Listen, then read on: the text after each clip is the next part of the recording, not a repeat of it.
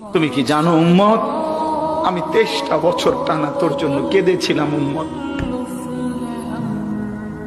আমি এমন কাঁদা কাঁদছি রে উম্মত তোদের জন্য। এশার নামাজের পরে দাঁড়াইছি, ফজরের আজান পর্যন্ত আমি আমার মালিকের কাছে তোদের জন্য, উম্মতের জন্য চোখের পানি ফেলে কাঁদছিলাম। আমার এত চোখের পানি তোর দিল গলাইতে পারলো না।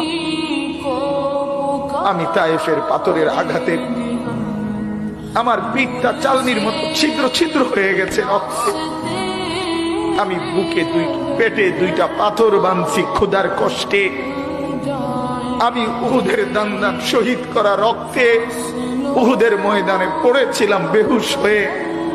আমার ঘরের চুলায় 3 মাস রান্নার জন্য কোনোদিন চুলায় আগুন জ্বলে নাই। আমার এত চোখের পানি, এত রক্ত, এত ক্ষুধার কষ্ট, কিছুই তোর মন গলাইতে পারলো না, তোরে সেজদা দিতে পারলো না।